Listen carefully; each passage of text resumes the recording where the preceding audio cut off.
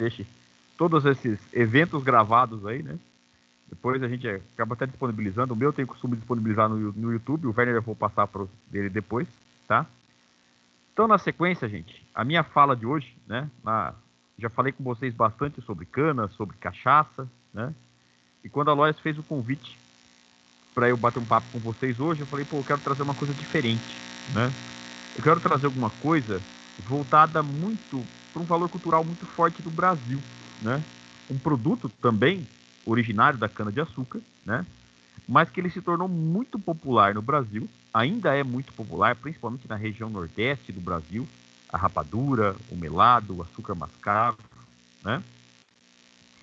E tudo isso, né, também é uma forma de educação. O Werner deu um show aqui pra gente de educação ambiental, né? Mostrando os saberes da natureza, né? O conhecer uma espécie, o comportamento das espécies, né? Tudo isso, gente, é observação, tá? Tudo isso é observar. E o que eu queria mostrar para vocês hoje é um pouco do processo artesanal do açúcar mascavo, do melado, da rapadura, que está presente desde o descobrimento do Brasil, né? Ou o início da colonização do Brasil aí, tá? Tá praticamente desde o início do processo e a gente consegue conservar isso. Até tem documentações, né? Registros, vamos dizer assim, uma literatura técnica mostrando para a gente como fazer melado, rapadura e açúcar mascavo. Eu tive a oportunidade, alguns anos atrás, de participar junto com o Instituto Agronômico de Campinas, né? Eles possuem uma sede aqui em Jaú. Eu tive a oportunidade de participar com eles de um livro, um pequeno manual, sobre a produção desses produtos, né? A produção desse melado, rapadura, açúcar mascavo aí. Tive a oportunidade de andar com eles até Ribeirão, até Campinas, fazendo um curso, tá? Um pequeno curso mostrando o processo. E foi muito bacana nesse curso todo que você conversava assim com pessoas que o pai fazia, a mãe fazia, o avô fazia, tá? Ele até lembrava do processo lá, mas ele adorou fazer o curso para reaprender, né? Para muitas vezes fazer em pequena escala, fazer em casa, ou fazer comercialmente, ou fazer por hobby, tá? Então, para mim, foi uma das experiências muito enriquecedoras aí que a docência me trouxe, foi esse processamento aí, né? Esses cursos de processamento de melado, rapadura e açúcar mascavo, certo? Eu sou o professor Irineu, né? Estou hoje só com a turma do RH, né? Atualmente só com a turma do Recursos Humanos. Já dei aula para a turma de administração aí também, né? Eu vi que tem alguns alunos da administração aí também. Com a logística, eu tive a oportunidade de conhecer vocês num bate-papo que eu fiz junto com o professor Denilson aí, numa aula. A gente falou sobre um pouco do resfriamento da cachaça. Tive a oportunidade de estar com vocês na semana passada também, tá? Então eu atuo tanto aqui na descentralizada, né? Como na Escola Agrícola de Jaú e também na Escola Agrícola de Cabralha Paulista atualmente. Então, pessoal, que eu comecei a minha fala, né, já antecipando, que esses produtos, né, o melado, a rapadura, o açúcar mascavo, eles têm a princípio um método de produção muito simples, tá? É muito simples produzir, né, esses três produtos. Basta você aquecer o caldo da cana e esse processo faz com que a água do caldo vá evaporando. Evapore a tal ponto que ela fique espessa, grossa, como um mel, a gente tem o melado, ou então ela fica mais sólida, tá? Ela fica pastosa e quando esfria fica sólida, a gente tem a rapadura, ou então eu removo mais ainda a água e ela fica numa forma de pó, tá? Ficam cristais de açúcar e esse é o açúcar mascavo. Se tem um produto, né, extremamente ligado à história do Brasil, e quando o Werner estava começando a fala dele, ele falou do Martim Afonso de Souza, né? Uma das primeiras pessoas, um dos primeiros encarregados aí em explorar o Brasil, né? Ele foi incumbido aí pela coroa portuguesa de explorar essa terra nova, essa terra recém-descoberta. Primeira coisa, né? A primeira viagem, vamos dizer assim, a viagem do descobrimento, ninguém estava, até então conta a nossa história, que eles não estavam preparados para descobrir o Brasil. Ninguém trouxe nada em termos de espécies vegetais, espécies animais, tá? Já numa segunda viagem, 1532 é a data do início do plantio, né? 1532 marca, por exemplo, a construção do primeiro engenho de açúcar do Brasil. As ruínas dele ainda estão de pé, tá? São quase 500 anos aí. Então ele foi construído entre Santos e São Vicente. Hoje, atualmente, pertence aí à cidade de Santos. Essas ruínas são patrimônio histórico, são conservados. E foi esse mesmo Martim Afonso de Souza que trouxe abelhas, como o Werner bem disse, né, para produzir cera até então. Trouxe abelhas, espécies já domesticadas ali na Europa, as abelhas africanizadas, né, as abelhas europeias, e também trouxe mudas de cana-de-açúcar. Pô, legal, o mel é uma alternativa, né? A aula de hoje está um doce só. O mel, ele é uma alternativa, ele é uma fonte do sabor doce que a gente tanto gosta, né? Só que com uma população crescente, principalmente na Europa, a gente não tinha mel para todo mundo. A gente não tinha um volume, né, de mel suficiente para adoçar tudo. E além do mais, o mel ele carrega um sabor próprio. Ele não carrega só o sabor do doce. Foi então que a cana-de-açúcar já existia, né, a produção do açúcar como um todo. A Ilha da Madeira, em Portugal, né, que é um pouquinho afastada do continente ali, já produzia açúcar, mas tudo em escala muito pequena. Quando a cana chegou no Brasil, ela encontrou um potencial enorme, tá? Um potencial agrícola enorme. Clima, o solo favorável, tá? Áreas muito extensas, tá? E uma estratégia muito grande para Portugal. Ela produzia açúcar aqui e vendia na Europa.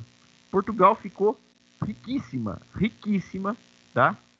Produzindo açúcar no Brasil e vendendo o açúcar para a Europa, né? Portugal tem outras colônias na África aí, Angola, Moçambique e tudo mais, né? Teve, né? Hoje são todos países livres aí, emancipados, vamos dizer assim, mas nenhuma delas proporcionou tanta riqueza igual o Brasil proporcionou. Foram praticamente 200 anos aí do chamado ciclo do açúcar. A gente só perdeu espaço para quando começaram a se descobrir ouro em Minas Gerais. Ouro ainda vale mais do que açúcar, não é isso? Então, quando se descobriram o ouro aí, todos esses escravos, todas as pessoas que estavam concentradas aqui em produzir açúcar, largaram mão e foram para Minas Gerais para tentar buscar ouro, para tentar arrancar, achar ouro, tá? Para explorar esse metal precioso. E com isso o açúcar entrou em declínio aí no Brasil, né? Passou por uma fase de bastante declínio. Quando, né, Dom Pedro II já estava no Brasil, ele já era até então, né, o nosso imperador. Dom Pedro II, se alguém gostar de ler, por exemplo, ou buscar um pouco mais da história dele, é uma das pessoas mais cultas que a gente tem em registro, falava mais de 11 línguas, e é um cara extremamente visionário. Foi graças a Dom Pedro II que o açúcar voltou a ser importante para o Brasil.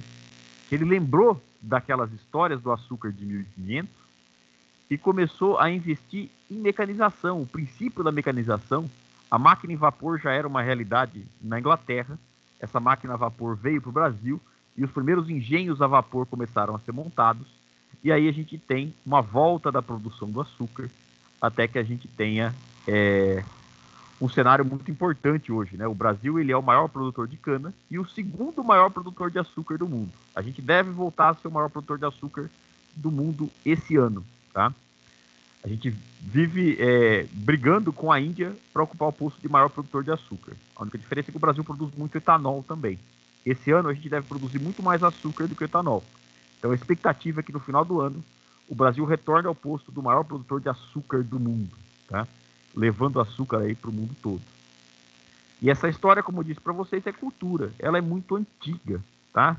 As primeiras divisões que a gente tinha no Brasil aí, ainda no Brasil colônia, eram chamadas capitanias hereditárias. Não sei se vocês lembram disso, mas na aula de história, com certeza lá no ensino fundamental e até no ensino médio aí, os professores de vocês contaram sobre as capitanias hereditárias. O Brasil era um país enorme, ninguém conseguia administrar toda essa área de uma vez só.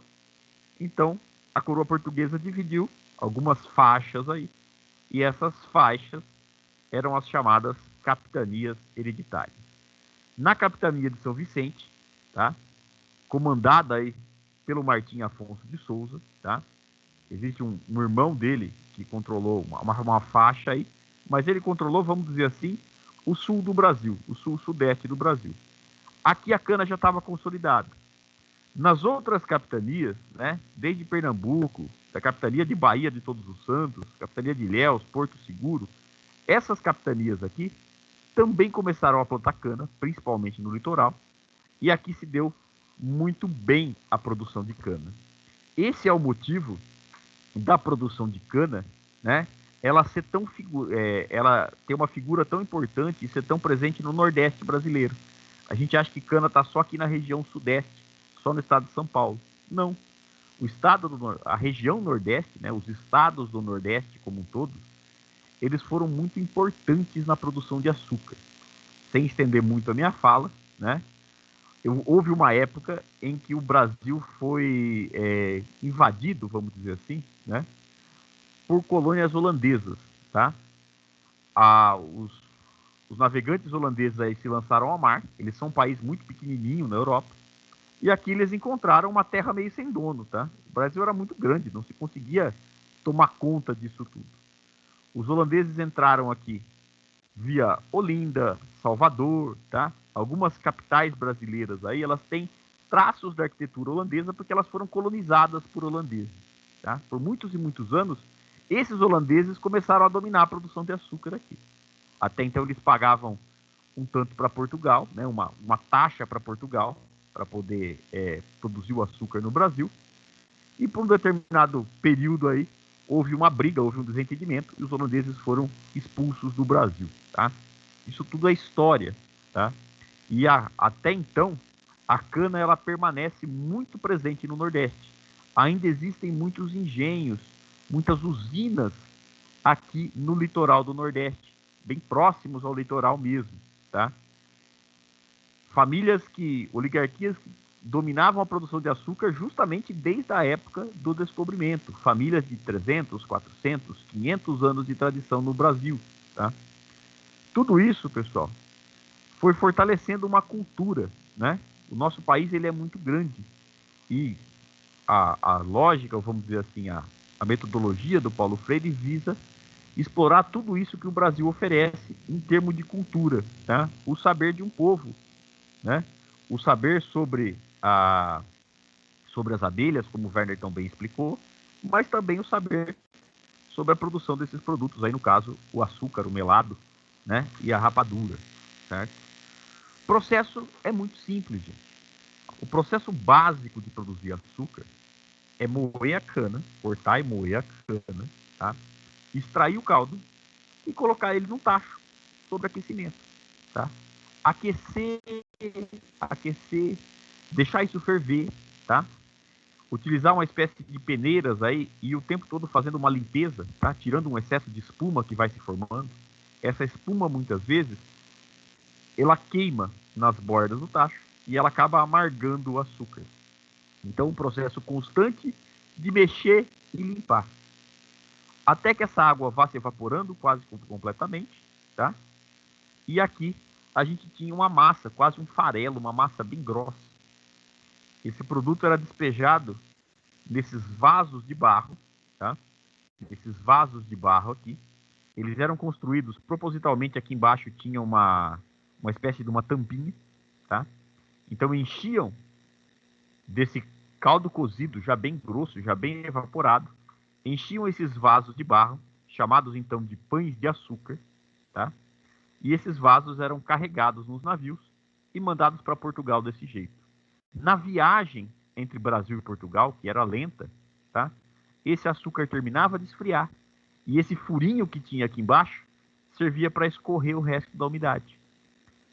No final da viagem, a gente tinha um açúcar seco chegando lá em Portugal. Então, era um produto que ele terminava de ser pronto, de ficar pronto no navio, na viagem, tá?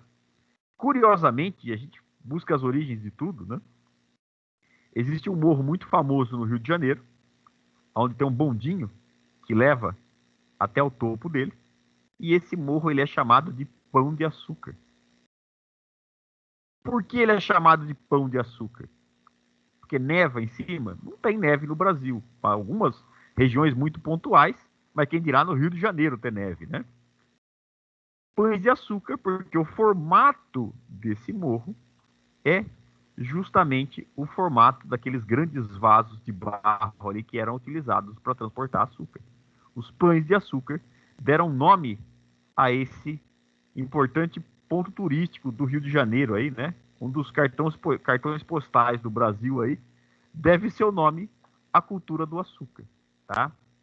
Registros aí apontam que esses vasos cheios, eles chegavam a pesar 50 arrobas, tá? Uma arroba tem 15 quilos, então eram 750 quilos um pão de açúcar desse, tá? Eles eram cada vez maiores, cada vez...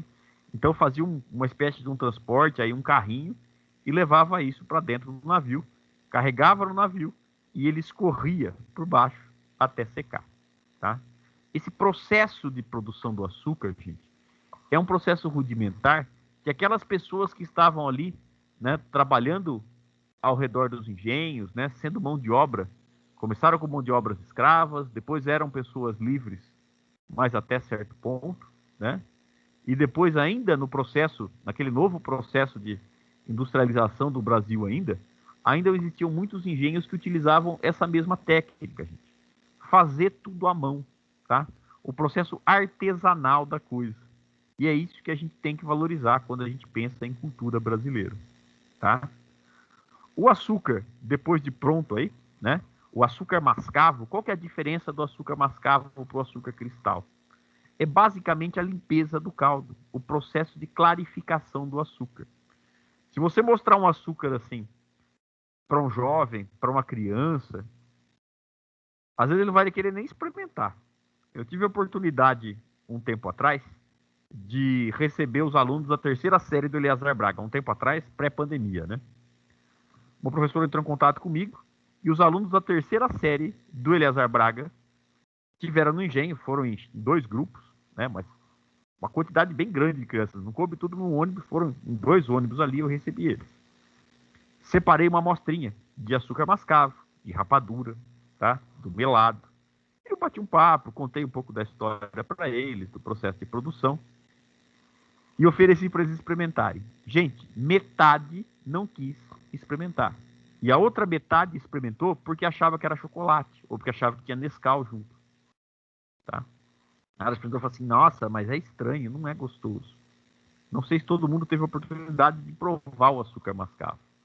Mas a diferença básica do açúcar mascavo para o açúcar cristal, o açúcar refinado que a gente consome, está no processo de clarificação, tá? Seria um processo de você separar o açúcar, a sacarose, do restante dos componentes aí. Esse processo não há separação nenhuma, gente. É só uma limpeza no tacho. Esses pães de açúcar que chegavam na Europa, tá? Eles eram muitas vezes, a hora que estava terminando o caldo, existia uma adição de cinza, principalmente as cinzas que sobravam aqui no fundo do tacho, eles colocavam as cinzas junto com o caldo para ferver. E a cinza, ela retinha um pouco desses compostos. Então, tirava-se, né? A hora que estava fervendo, ia-se tirando essa cinza com uma peneira, e o produto final era um açúcar mais branco, era um açúcar mais neutro. O sabor dele também era mais neutro, tá? Esse era o básico do açúcar que ia para a Europa. O açúcar que ia para a Europa era considerado um açúcar de primeira linha, por ele ser mais clarinho, por ele ser mais branquinho, por ele ser mais solúvel. A hora que você colocava ele lá numa xícara de chá, numa xícara de café, ele dissolvia mais fácil. O que sobrava para a colônia, gente, que ficava aqui no Brasil, era esse açúcar mais feio, era esse açúcar mascavo. Era um produto de segunda linha, um produto mais úmido, tá? Então, o melhor produto ia para a Europa. E a nossa colônia consumia esse tipo de açúcar. Ela consumia o açúcar mascavo. Então, esse processo todo, gente, envolve um resgate, né, da nossa cultura, da nossa tradição, né, como um país que produziu muito açúcar, certo? Hoje existe uma corrente muito grande para se consumir produtos cada vez mais naturais, né? Todo mundo com certeza conhece aí pelo menos uma pessoa que é meio, às vezes, até um pouco neurótico com o modo de alimentação. Adotou um modo de vida mais saudável, é o termo utilizado, né? E esse modo de vida mais saudável é muitas vezes abrir mão de muitos produtos industrializados. E em algum momento o açúcar cristal, o açúcar refinado, né? Alguém se tocou que ele é um produto bastante industrializado. Açúcar tem gosto de açúcar, não tem um sabor característico, né? Ele é, ele é o que a gente chama, né, dentro da indústria aí, das chamadas calorias vazias. Ele tem uma quantidade muito grande de sacarose, dos cristais de açúcar, tá? E pouquíssimo, né, de outros sais minerais, de outras vitaminas, de nutrientes. Então, se você consumir algo com muito açúcar, são chamadas calorias vazias. Houve num momento aí um resgate, principalmente do açúcar mascavo. Eu quero adoçar os meus pratos, eu quero adoçar a minha bebida, mas eu quero aproveitar um pouco mais de nutrientes, tá? Enquanto o açúcar cristal, o açúcar refinado aí, tem 0,1 miligramas de ferro, 0,2 miligramas de ferro por 100 gramas do produto, o açúcar mascavo tem 8 gramas de ferro por 100 gramas, tá? O cálcio, então, dispara, né? O fósforo, se vocês estão conseguindo acompanhar aí, né?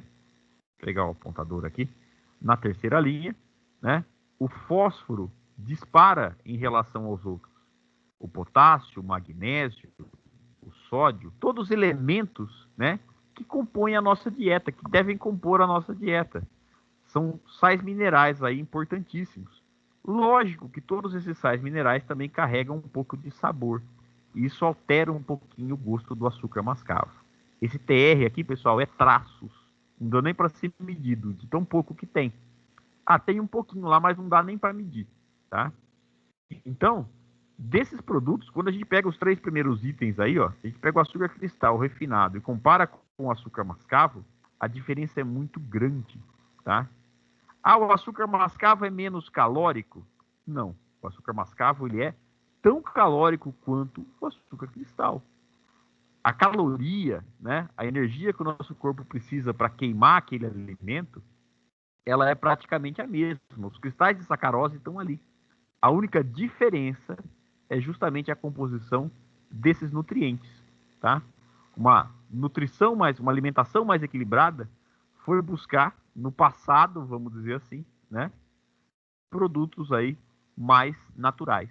Então o açúcar mascavo de uns 15, 20 anos para cá, ele ganhou um outro status. Ele voltou a ser lembrado. Hoje você encontra com facilidade nos supermercados açúcar mascavo. Não encontra? Não sei se vocês reparam, tá? Mas nos supermercados aqui da cidade, por exemplo, praticamente todos eles têm, pelo menos ali junto com os açúcares tradicionais, tem lá um açúcar mascavo como opção, tá? Então, além de um nicho de mercado, de um produto também da cana-de-açúcar, ele carrega muito da tradição do processo de produção, tá? Hoje existem indústrias especializadas em produzir açúcar mascavo.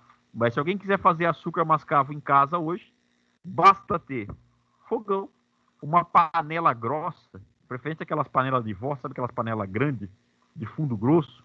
Pode ser de alumínio batido, pode ser aquela panela de ferro fundido, tá? Uma espátula aí, preferencialmente de madeira, para não esquentar demais, uma peneirinha de metal, e o principal ingrediente, além do caldo de cana, é muita paciência. Vai até 3 horas, 4 horas para você terminar um açúcar mascavo, tá? Então esse processo envolve mexer, envolve limpar, envolve controlar todo esse processo. Dá bastante trabalho fazer, tá? Então o que eu quero mostrar para vocês hoje na nossa conversa é um pouquinho do processo dos 3. Depois que a gente tem o melado, a rapadura e o açúcar mascavo estão muito perto. O processo de evaporação ele é sequencial. A hora que ficou naquele ponto de mel, a hora que ele ficou naquele ponto semelhante ao mel, né, mais grosso, né, eu tenho o melado de cana, que era uma alternativa justamente para alimentação com o mel. O mel ele era um produto meio que exclusivo, um produto que tinha em pouca quantidade, tá? Era um produto caro. Qual que era a alternativa para um povo mais pobre, para um povo mais simples, consumir algo parecido com mel? Melado, tá? Passou do ponto do melado, gente. A hora que ele começou a ficar mais sólido, a hora que ele começou a engrossar um pouquinho, a gente tem a rapadura. A hora que a rapadura esfria, ela fica um doce açucarado extremamente duro. Volto a dizer, aquele povo mais humilde, aquele povo mais simples, eles tinham na rapadura um doce. Enquanto todo mundo estava começando a provar chocolate, gente, o cacau, todo aquele processo que envolvia principalmente o leite, não tinha chego nesse povo mais humilde.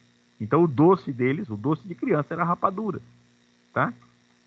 E por fim, aí na sequência, a gente tem o açúcar mascavo.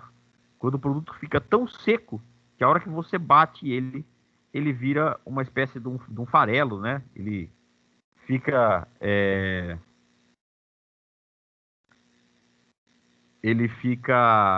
um aspecto de um farelo, né? Uma farofa grossa, aí vamos dizer assim, em formato de pó, e é o açúcar mascavo, tá? A matéria-prima, todos nós conhecemos bem, né? Se abrir a janela do quarto, não vai. Se bobear, você consegue enxergar a cana-de-açúcar. Né? Nós estamos na região, uma das regiões mais produtivas em termos de cana-de-açúcar, dentro do estado de São Paulo. E o estado de São Paulo é o maior produtor de cana-de-açúcar do Brasil, e o Brasil é o maior produtor de cana-de-açúcar do mundo.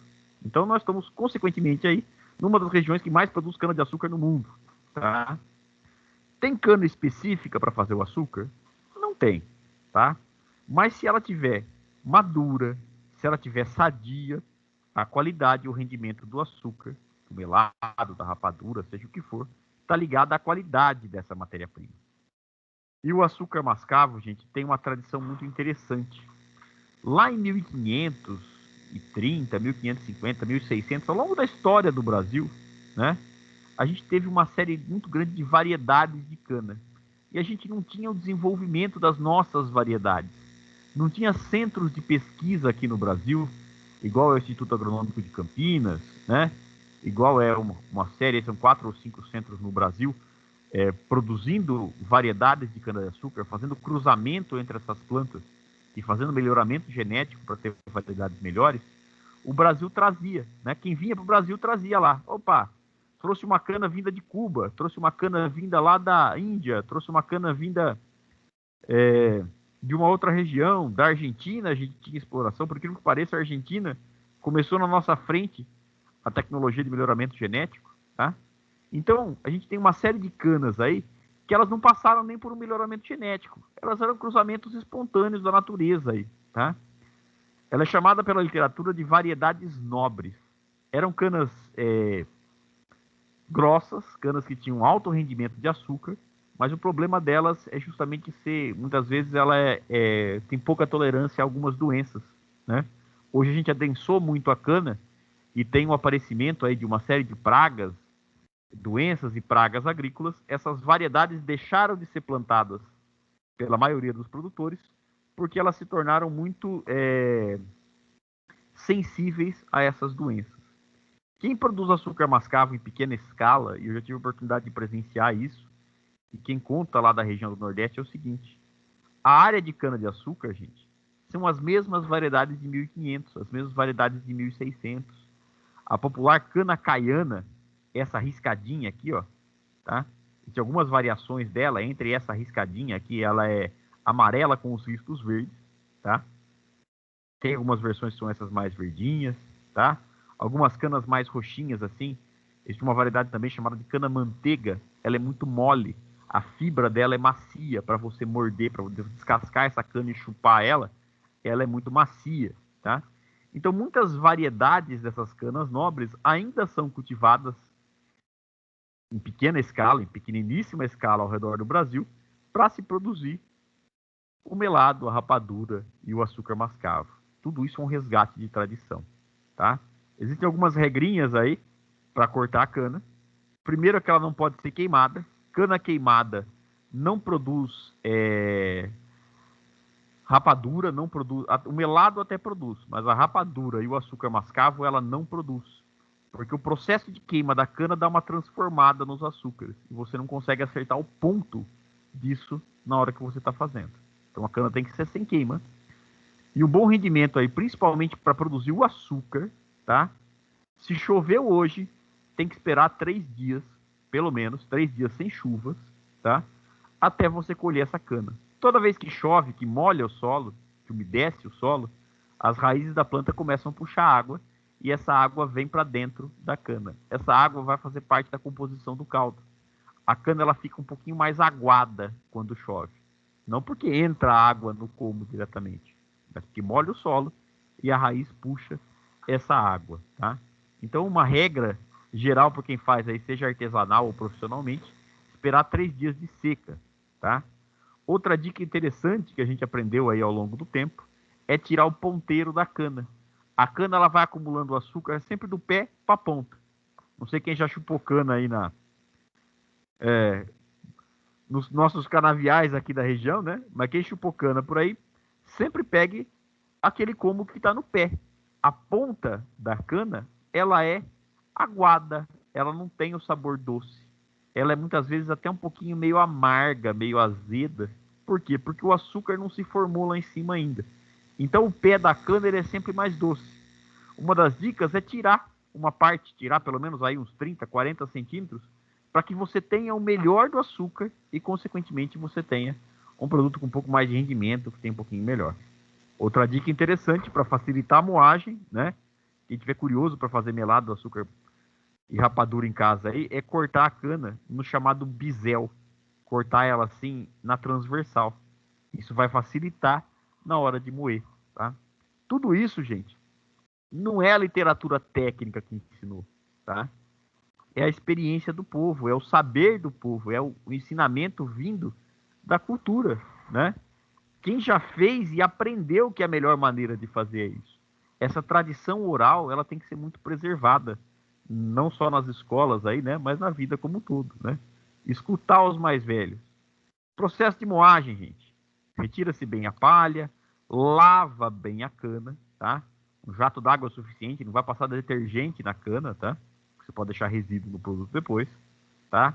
Lavar o equipamento também, higiene sempre é importante. E o único processo, né, que a gente faz hoje para fazer o açúcar mascavo, a única tratamento que a gente faz no caldo é um peneiramento, gente.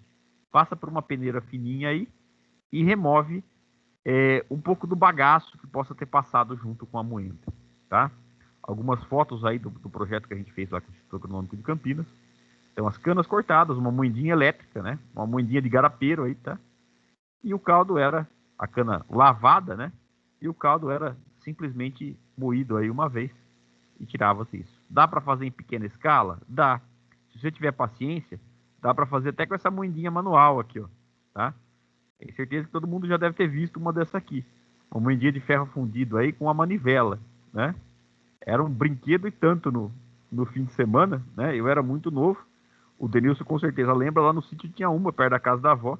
E a tradição era fazer garapa, fazer caldo de cana no domingo, né? Dava um trabalho absurdo, mas era a forma que se tinha aí de trabalhar, de produzir, tá? Então, muitas vezes a escala é pequenininha. Eu vou mostrar para vocês o processo de produção numa panela, gente, uma panela de alumínio. Uma panela aí de uns 40, 50 litros, tá? Fundo grosso é o suficiente, tá? Coloca-se o caldo nessa panela, fogo alto até ferver. Ferveu, gente, é fogo médio, porque senão você vai começar a queimar os compostos aqui da borda, né, do tacho. Isso vai atrapalhar a qualidade do seu produto. Então, além de ficar horas acompanhando, o fogo não pode ser muito alto. Hoje a gente tem o fogão, né? Hoje a gente usa gás natural para fazer fogo, mas aqueles primeiros produtores ali, né, produção tradicional, o tacho era aquecido a lenha, gente. Chegava na hora da fervura, a brasa já tinha diminuído e ali eles iam controlando o fogo, tá? A regra é o seguinte: vai tirando espuma, vai tirando espuma, tá? Aqui eu deixei 2 detalhes de propósito, tá? Hoje a gente tenta, né, tecnificar essa produção. Ah, vamos medir com o equipamento, medir a concentração de açúcar desse líquido, tá? Falar que o líquido tem aí 78% de Brix, que é um Brix muito parecido com o do mel, é dizer o seguinte, que a cada 100 gramas desse líquido aqui, 78 gramas são sólidos solúveis, principalmente açúcar, e 22 gramas é água, tá? Então, 78 gramas de açúcar e 22 gramas de água. Imagina você fazer essa mistura num copo, tá? Aí na sua casa. Você vai ter um líquido bem... Primeiro que o açúcar não vai se dissolver completamente, né? Mas você vai ter um líquido aí extremamente doce, né? uma concentração muito alta de açúcar, né? Se você pegar aí num copo, né? Num copo americano aí, seria quase se você colocar umas 5 colheres de açúcar e 2 colheres de água, tá? Então é bem concentrado. A gente tentou medir, tecnificar. Eu passei quase uma semana em Jaú fazendo, junto com as pessoas responsáveis. Aí a gente passou de manhã e de tarde fazendo melado, rapadura, açúcar mascavo e medindo isso, para tentar chegar no ponto exato. Às vezes dava certo, às vezes não dava certo, tá?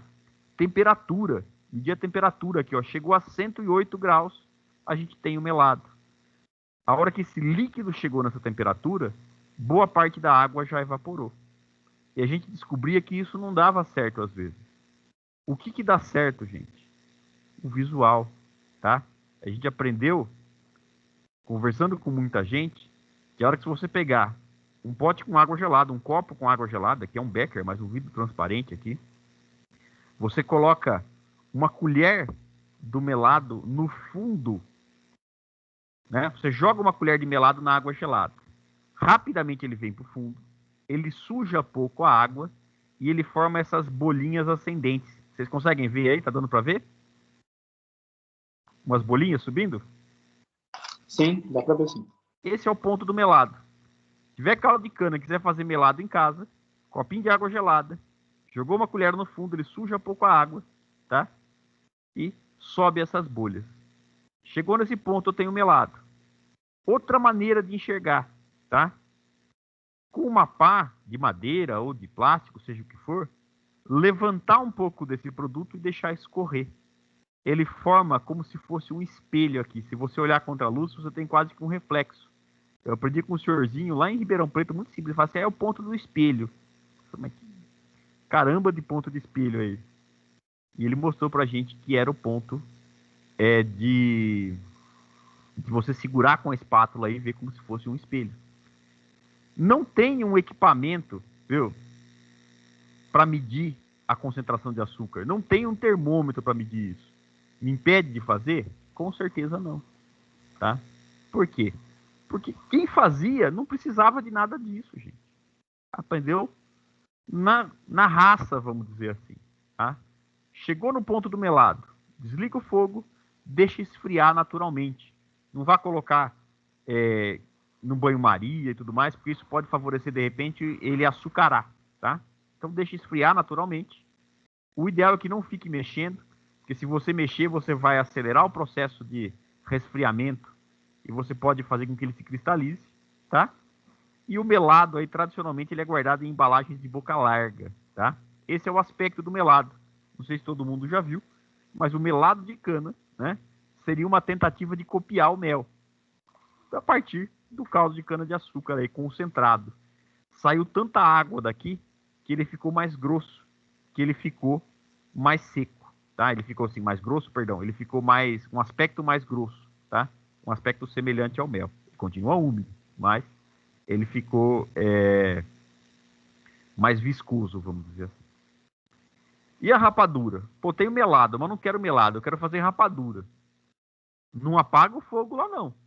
Continua evaporando, continua limpando a espuma, continua fazendo aquele processo lá de aquecer esse caldo e ver a água sendo evaporada aí, né? A água subindo em forma de vapor. Tecnicamente, olha lá, sobe um pouco mais a concentração do açúcar e chega numa temperatura mais alta. Dá certo? Às vezes até dá certo, tá? Você medir, se você tiver um instrumento para medir isso. Pô, de novo, não tem um instrumento. Não tem o termômetro, não tem o refratômetro, tá? Como é que eu acho o ponto da rapadura? Pega com uma colher, um pouquinho daquele líquido que está ali na panela, tá? É um líquido mais grosso ainda. Joga no fundo de um prato com água. Para esfriar rápido, você pega esse fundinho que sobrou aqui e vai juntando ele. Ele tem que formar uma bolinha, uma massinha moldável.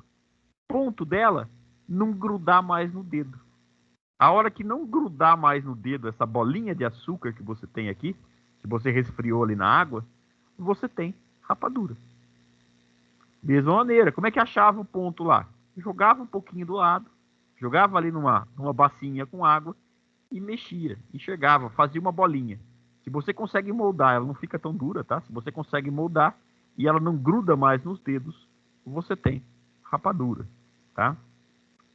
Terminado o processo da rapadura, apaga o fogo e começa a mexer essa rapadura. Aqui você vai favorecer o resfriamento. Nota, vocês conseguem enxergar o volume de quando começou o caldo aqui ou não? Dá para ver a marca no tacho? Sim. Olha o que sobrou aqui embaixo para virar rapadura. Tem que ter paciência ou não? Muito, hein?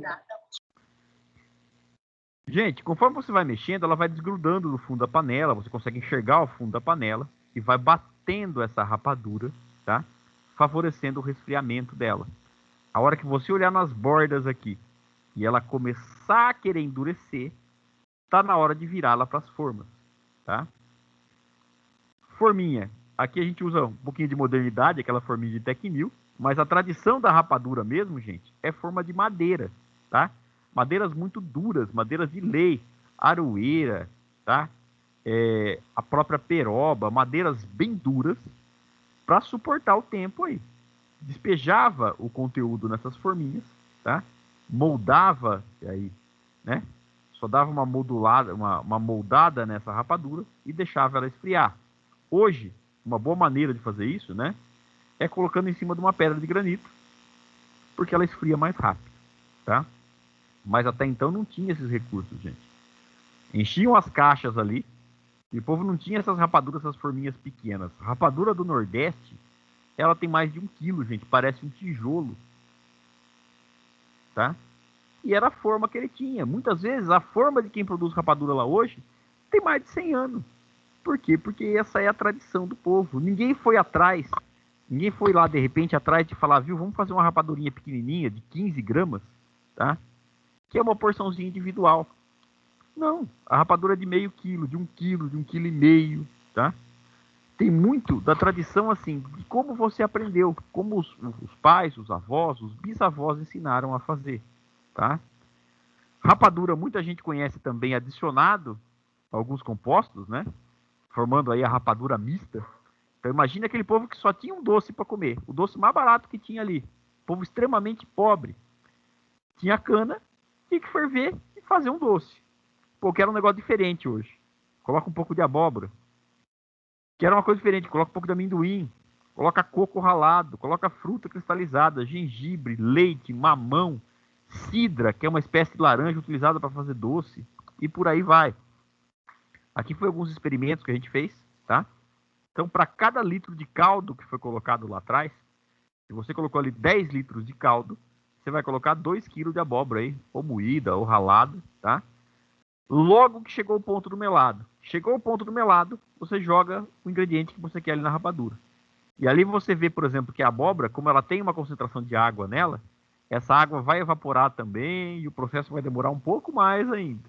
Então, tudo que você coloca que é úmido na hora de fazer a rapadura, o processo volta para trás. Você adiciona água ali também. E essa água tem que evaporar do mesmo jeito, tá? Aqui algumas referências aí, alguns exemplos, tá?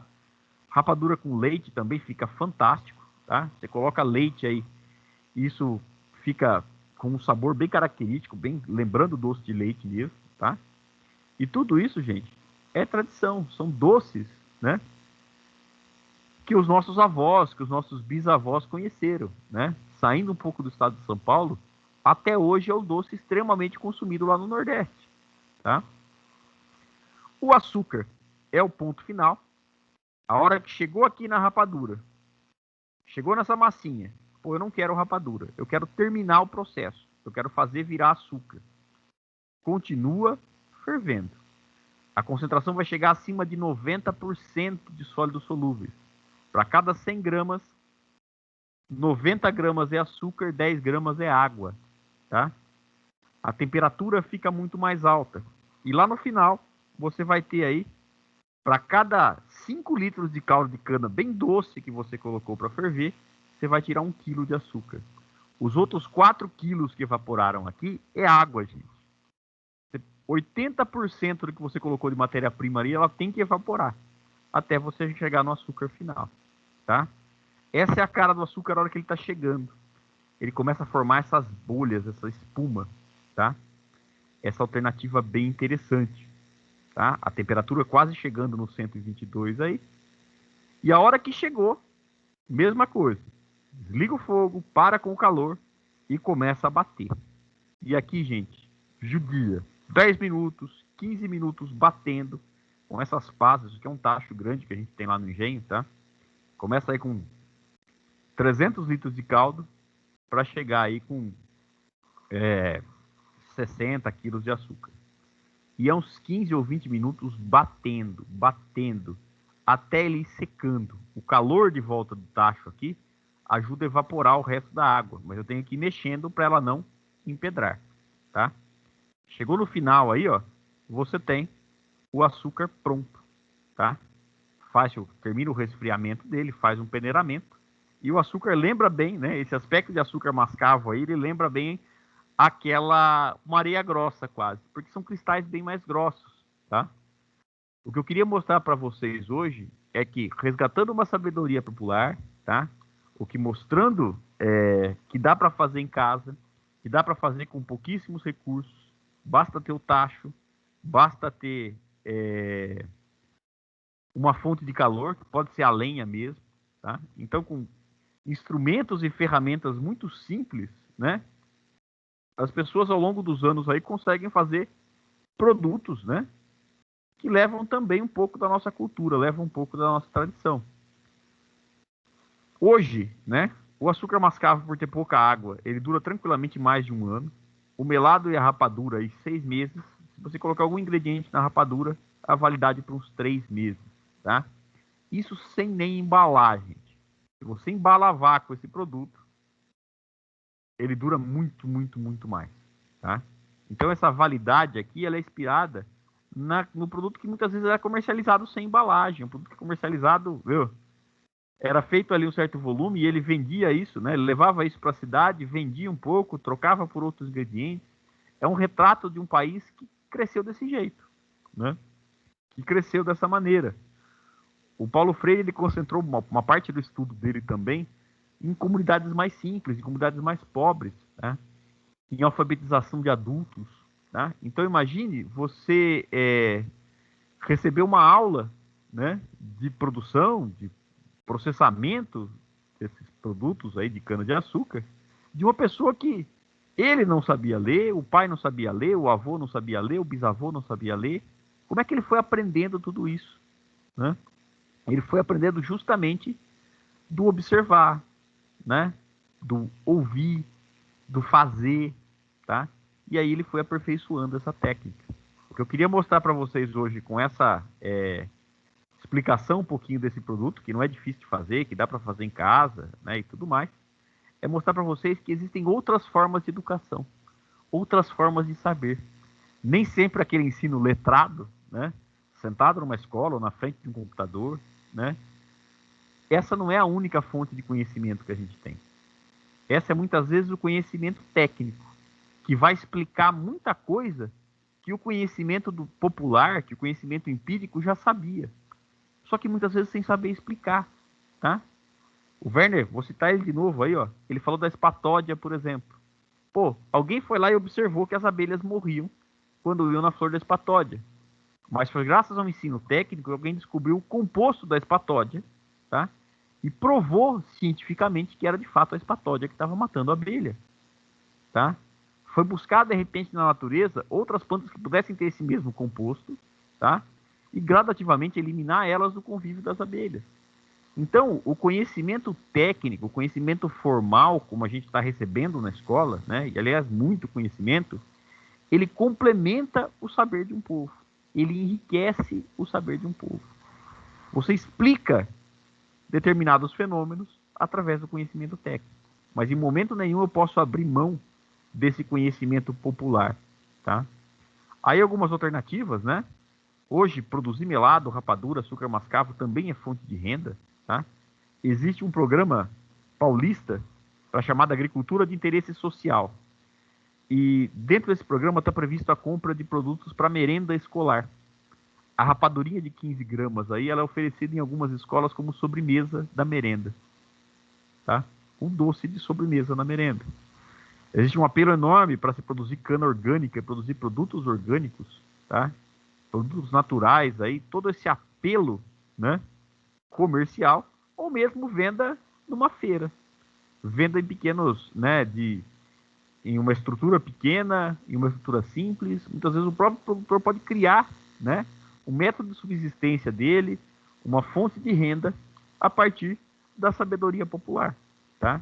Então hoje a gente tem uma alternativa bem interessante aí de produção, né, dentro de um conhecimento popular, que é o melado, a rapadura e o açúcar mascavo.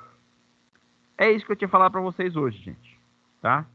Era esse meu recado na aula de hoje. Eu prometi que eu não ia me estender por demais, nem vi quanto tempo deu, mas acho que não me estendi tanto.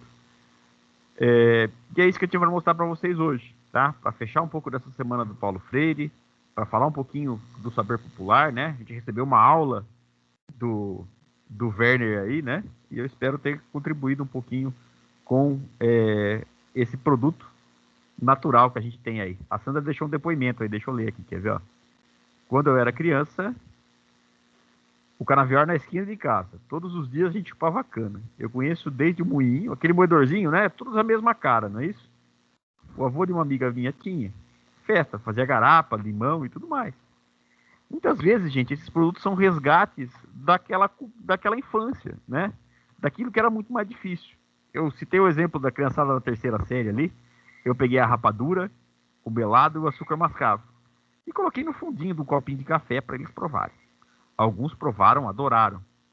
Outros provaram melado, falaram, não é gostoso. A outra pegou a rapadura e falou assim, nossa, mas eu achei que era chocolate. Se perdeu muito ao longo do tempo dessa tradição, né? Qual era o doce que tinha, viu? Qual era o doce que os nossos pais tinham disponível? Será que tinha toda essa oferta de chocolate igual a gente encontra no supermercado hoje?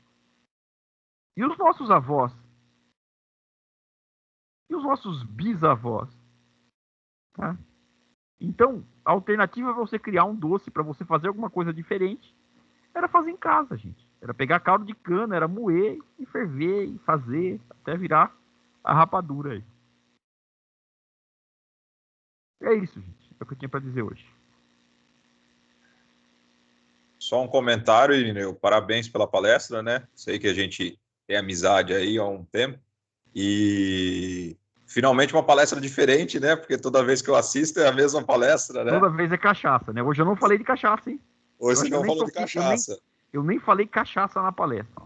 Exatamente. Parabéns, né? Uma palestra bem diferente do que eu tô acostumado a assistir. Legal, obrigado. O Werner é público fiel, hein, gente? É meu coach, quase. A gente vai melhorando a fala do outro aí, conversando. Legal, Sandra. Tá? Rapadura lá é tradicionalíssimo, não é isso? Na Paraíba, aí, João Pessoa, na Paraíba, é tradicionalíssimo, gente. Muita gente que vai lá visitar volta com um monte de rapadura. No engenho a gente tem uma estrutura para fazer e tudo mais, tá? Nós vamos começar a fazer agora no mês que vem, porque é a época que a cana está mais madura. Se não tiver muito madura a cana, o rendimento é muito pouco, tá? E às vezes você não consegue nem fazer o açúcar. Eu tenho muitos clientes que vêm para buscar só a rapadura, só o açúcar, só o melado, tá? A única diferença é que a panela nossa é maior, tá?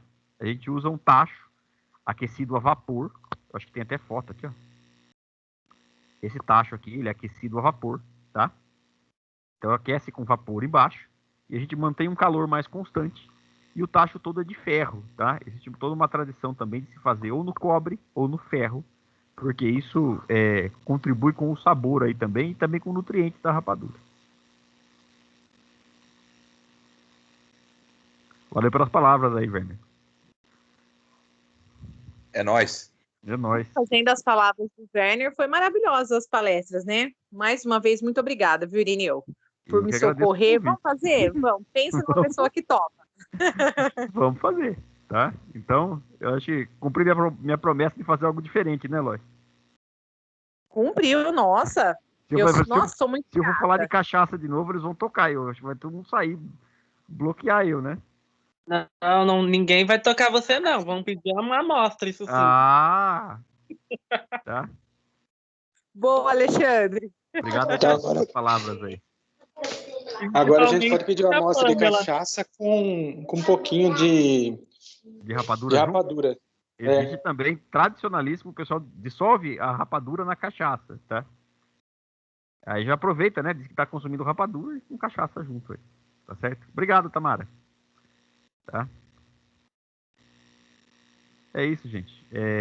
Recados dados aí. Tem mais algum recado, Lois? Ó, então o que eu queria falar para vocês, né? Agradecer mais uma vez ao professor Irineu, ao professor Werner, né? E a todos